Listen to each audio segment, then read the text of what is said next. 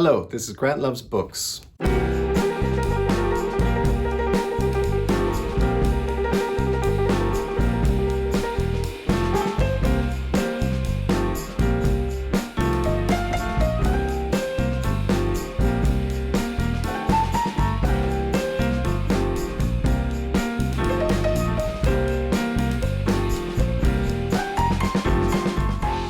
I came to Vancouver 5 years ago and 1 month. These are the jobs that I've had. I worked for 1 month as a waiter, and then I had a big argument with the manager, and I quit. And then from that job, I went to work in a casino for 11 months. I worked as a dealer. And for the first 6 months, I worked from 11 o'clock at night until 7 in the morning for 6 months. Now, it wasn't too bad because it was in October, so it was going into the dark time of year. So it didn't really bother me too much to be working at night. 6 months later, November, December, January, February, March, April, it started to get nice outside and I started to complain I don't want to work at night anymore. So they graciously moved me to the 3 p.m. to 11 p.m. shift, which was a big improvement. But in the end, I left the casino because it was a 90-minute commute, one way. So I was spending 3 hours a day on the SkyTrain, and I just thought, this is ridiculous. Like, that is 15 hours of my life in transport. Where did I go? Then I was unemployed for 3 months, and I thought I would write a novel about the casino, but that didn't really materialize. I did, well, quite a lot of work, but it just didn't come together. And then I was absolutely desperate for money. I worked for 1 month in a liquor store, which was the easiest, most pointless job I've ever had. I don't know if you've ever had a job that was so easy that you felt it was making you stupid from a lack of intellectual stimulation, but that was what it was like to work at the liquor store. After the liquor store, I went to work in a hotel bar for 2 months. Now, I may have mentioned before that I lived in Europe for 16 years and I was working as an English teacher. And I don't know, when I came back to Canada, I just had a bit of an aversion to being an English teacher again. I wanted to not be an English teacher. I don't know what it was. But anyway, after working in the hotel bar for 2 months, that also came to an end. I worked in a pub very, very close to where I live. It's, like a sports bar, which is not my kind of a place. I worked there 4 shifts. And at the end of the week, the manager called me into the office and he said, "Grant, we like you. It's just that we want someone younger and faster and with bigger tits." I went, all right, I get that. It's a sports bar. Where am I? So I went back to teaching. I worked at a language school and I worked there for 6 or 7 months and it was good. Most of the people were okay. Then I went to work at another language school, which a bit of a madhouse, really. Like, while I was working there, I went in to replace a woman who was leaving, and one guy quit or was fired, another woman was fired, 2 other people left. Several people came in and tried it for a couple of days and left.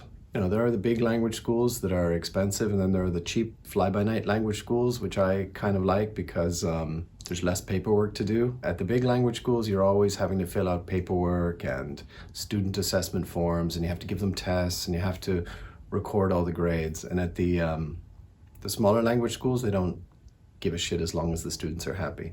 And that's what I like. And as well, I've been doing background work for all the television work that is in Vancouver. I've been on all of these dumbass superhero shows. I've been on Batwoman and The Flash and just all the stuff that they're filming around here. I was on Man in the High Castle. That was fun. I was on Lost in Space, but in the background, like, you would never see me. Yeah, that is 5 years worth of my life in Canada. And I've done a lot of writing. During the COVID, I wrote a novel. It was really just a memoir. I wanted to write a book about traveling from Ottawa to Budapest. Just that, just leaving Ottawa and arriving in Budapest. I wrote 2 full scripts, Hollywood film scripts, and I have no idea what to do with those. I've written many, many, many short stories. Not too many, half a dozen, but I like them. Yeah, so that is what I've been doing. A lot of jobs. A lot of job interviews. Oh, the interviews.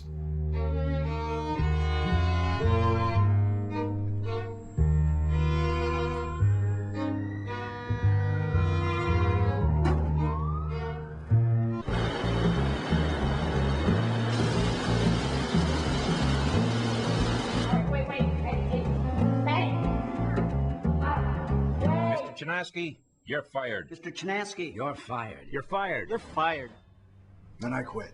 That is why I want to talk about this novel this week.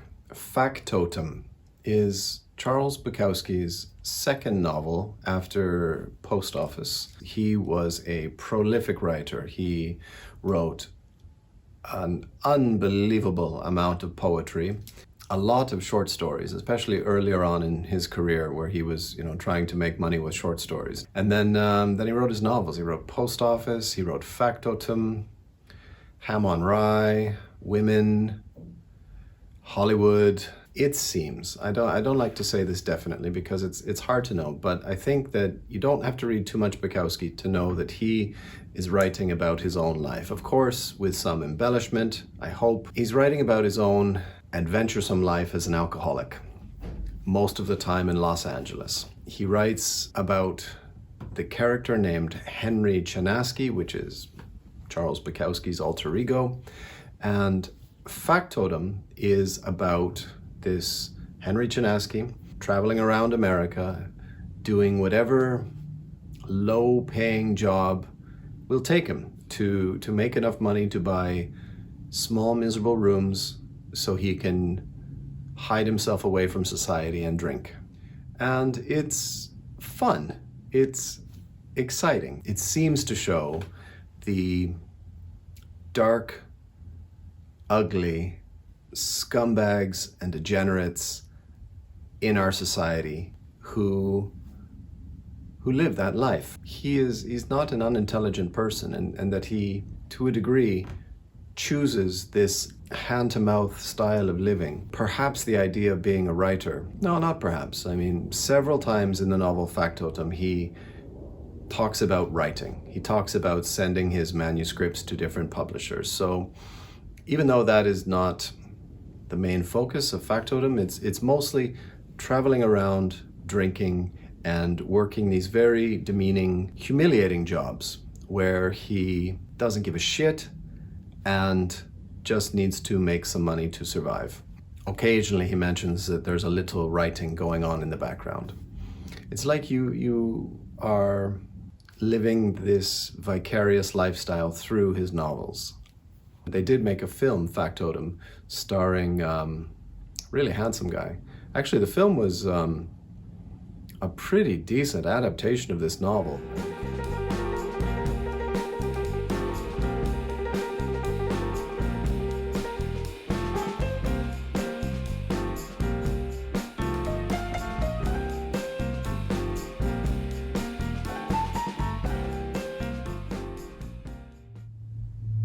Why is Bukowski so popular? I think it's just because it's very easy to read, it's very exciting, and it's very showing us that hard way that some people can survive, that you need to keep yourself alive to keep drinking, because that's what seems to matter. Now, Bukowski was one of the rare lucky ones who, through a love of literature and a dedication to it, managed to escape from that and ended his life as a celebrated author. I discovered Bukowski when I was 19 years old, and I think I was quite obsessed with his writing for about a year and a half or 2 years, where I just read all of it. All the poetry, all the short stories, the novels. I read the letters, there was a collection of letters that he exchanged with the Canadian poet Al Purdy. I even read the script for Barfly. It just seems so alive and fresh and so shocking. Like, wow, that's what you can do with literature? I mean, literature can be like this. it was amazing for me because, I had been a high school student. There had been all the high school books that I had to read. 1984, The Great Gatsby, The Stone Angel, Not Wanted on the Voyage. We had to read all the Shakespeare stuff. And all of a sudden there was this man talking about drinking and prostitution, living in a way which I think frightens most people. And it was like, wow, this is amazing. I was really young and impressionable. I might even go so far as to say more than impressionable. I was young and gullible, and I just ate it up. And I thought, this is how a writer lives. This is the stuff. This is the real essence of what it means to be a writer. You drink and you live and you do whatever you can to write something. But why is Bukowski good? Well, he holds open the door to greater literature. He often mentions other writers. He talks about Hemingway, he talks about Dostoevsky. Like I would have read Knut Hamsun, but it may have taken me much longer to get there. But Bukowski often said, oh, Hunger is the greatest novel ever written, so I immediately went out and found Hunger. He does himself a bit of a disservice because almost all of the writing he mentions is much better than Bukowski. He talks about John Fante, and John Fante, yeah, I think is superior to Bukowski, and so is Hemingway, and so is Knut Hamsun, and so is Dostoevsky. But Bukowski's just the easiest stuff you're ever going to read.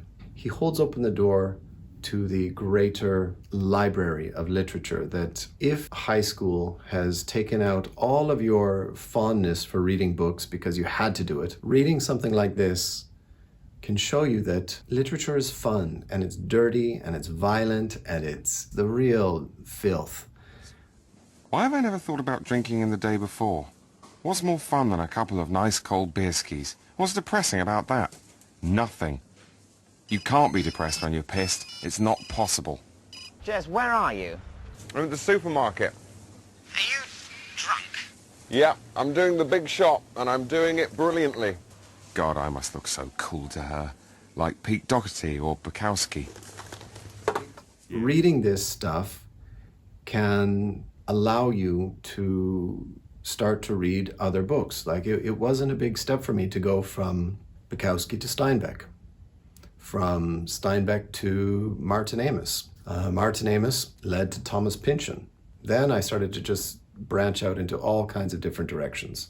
I guess I always have a little soft spot for him because it was a big part of my life at a very influential time. And yeah, I'm sure there are thousands of better influences that could have affected me. Kind of lost in the world, not really knowing what I wanted to do or how I wanted to apply myself. And all of a sudden there was this guy that said, drink and write. And I thought, that's what I like. In the end, he's good, but he's a very small but important stepping stone to greater things, or he has been in my own experience as a reader. I was 19, that was almost 30 years ago now. And it started with Bukowski and it went to all of those other authors and to Henry Miller and to, who else can I mention? Louis de Bernay, I don't know how to say his name, Tibor Fischer, Saul Bellow. Jesus Christ, can you imagine that eventually I made my way from Bukowski to Saul Bellow. If you love literature, I think Factotum really feels like you're slumming it. And I think that is really what it comes down to. If you are a fan of Bukowski, you're going to say that his writing is raw and gritty. And if you're not a fan of Bukowski, you're going to use almost the exact same words, but not so laudatory. So instead of raw, you might say he's very simplistic. And instead of gritty, you might say that he is crass. So raw and gritty, or simplistic and crass. It just depends. You like Bukowski, you don't. It could go either way. And in the end, I'm happy I had that time with Bukowski. And when I read his last novel, Pulp, it seemed like he was playing a joke on his audience and pretty much giving his readers the middle finger and saying, that's what I think of you. And I thought, yeah, the feeling is mutual. I'm done with you too. I moved on from Bukowski to much, greater things. That's the video for today. A bit of a mess, but oh well. Bukowski, of course it was going to be a mess. Okay, all right, this is Grant Loves Books. Please like and subscribe. I don't know, the video's kind of a mess today. I don't know if it's any good, but it's Wednesday and I've got to get it ready for tomorrow, all right? I can feel the words bubbling inside of me. And I had to get the words down or be overcome by something worse than death. Words not as precious things, but as necessary things. Yet when I begin to doubt my ability to work the word, I simply read another writer, and then I know I have nothing to worry about. Well, I mean, since I've come back to Canada, that's what it feels like my life has been like, and I have to go back and find a proper job again. All the language schools are closed in Vancouver, and there are no international students anyway. So it seems that I'm going to have to go out and find something. When I went to university, that was my attitude, that you should really try to be intoxicated at all times. And that was the influence of Charles Bukowski, that always be intoxicated with something. If you have alcohol, and if you don't have alcohol, be intoxicated with life. You know, be wild. And I guess I was just about the most irritating and insufferable person at that university. Really. Happily, I don't remember most of it.